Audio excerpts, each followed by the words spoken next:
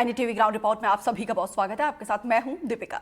MP में 17 धार्मिक स्थलों पर शराबबंदी का ऐलान हो गया। महेश्वर में हुई कैबिनेट की बैठक के बाद सीएम डॉक्टर मोहन यादव ने फैसले पर फाइनल मुहर लगा दी है। इस फैसले के बाद से हमारे सहयोगी आकाश द्विवेदी ने मोहन सरकार में मंत्री राव उदय प्रताप और नरेंद्र शिवाजी पटेल से खास बातचीत की है। सुनिए।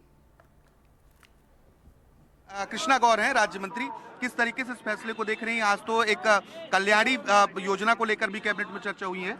हाँ, निश्चित रूप से आज जो फैसले लिए गए हैं उनके दूरगामी परिणाम हमको मध्य प्रदेश के विकास में और जनता के कल्याण में दिखाई देंगे। नारी सशक्तिकरण मिशन की जो शुरुआत होने जा रही है वो निश्चित रूप से आने वाले समय में महिला सशक्तिकरण की दिशा में एक महत्वपूर्ण प्रयास है। माननीय प्रधानमंत्री जी की अभिलाषा के अनुरूप मध्य प्रदेश में हमारे यशस्वी मुख्यमंत्री डॉक्टर मोहन यादव जी की सरकार काम कर रही है और नारी सशक्तिकरण मिशन की शुरुआत इसका एक हिस्सा है। साथ ही कल्याणी बहनों के लिए भी हमारी सरकार ने आज फैसला लिया है। कल्याणी बहनों का पुनर्विवाह किया जाना चाहिए।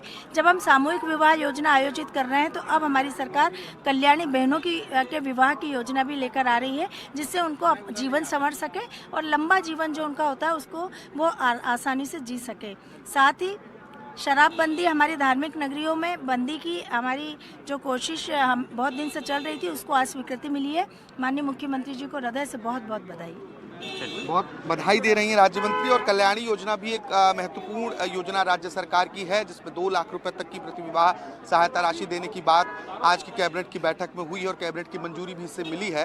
तो जैसा मैंने पहले भी कहा कि कई महत्वपूर्ण फैसले आज की कैबिनेट की बैठक में लिए गए हैं और इसको लेकर राज्य सरकार आगे इसका इम्प्लीमेंटेशन कैसे करती है ये देखना महत्वपूर्ण होगा। स्कूल शिक्षा मंत्री से मैं एक सवाल ले लेता हूँ। सर, शराबबंदी का जो धार्मिक शहरों में शराबबंदी के फैसले कैसे देखते हैं?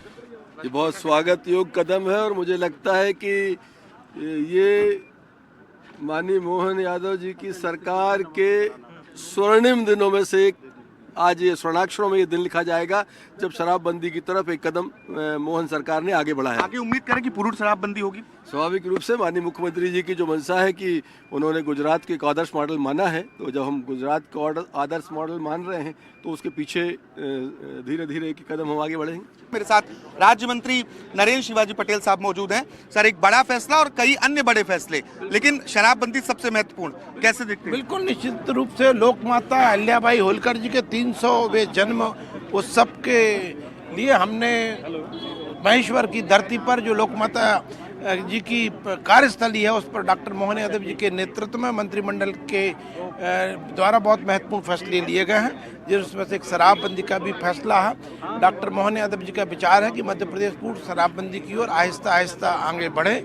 उसी दिशा में आज 17 नगर पंचायत या नगर पालिका क्षेत्र जो भी ये धार्मिक स्थल हैं, हिंदुओं के आस्था के केंद्र हैं, उन पर पूर्ण शराबबंदी का निर्णय हुआ। इससे 480 करोड़ के राजस्व की भी हानि मध्य प्रदेश को होगी, लेकिन उसके बाद भी जनहित में ये फैसला लिया गया। पूर्ण शराबबंदी की ओर मध्य प्रदेश आगे बढ़ेगा ये मानकर चले जो लोग देख रहे हैं, जो मध्य प्रदेश की जनता है? बिल्कुल निश्चित रूप से। मैंने कहा कि मंत्रिमंडल की बैठक की हालांकि गोपनीय बातें रहती हैं, लेकिन मैं फिर भी आपको बता रहा हूं कि डॉक्टर मोहन यादव जी का विचार है, वो ये विचार कई बार व्यक्त कर चुके हैं कि मध्य प्रदेश को हम आहिस्ता आहिस्ता क्रमशः पूर्ण शराबबंदी की ओर ले जाएंगे।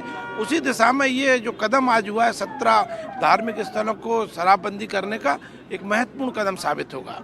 ये पहला कदम है, यानी कि आने वाले समय में जो मध्य प्रदेश के लोग हैं वो पूर्ण शराबबंदी की परिकल्पना कर सकते हैं। स्कूल शिक्षा मंत्री, स्वास्थ्य राज्य मंत्री, इसके साथ ही उप मुख्यमंत्री और खुद मुख्यमंत्री डॉक्टर मोहन यादव ने ये बात की है कि हम पूर्ण शराबबंदी की ओर धीरे धीरे बढ़ेंगे। गुजरात के मॉडल को फॉलो करने की कोशिश की जा रही है, उस दिशा में ये पहला कदम है।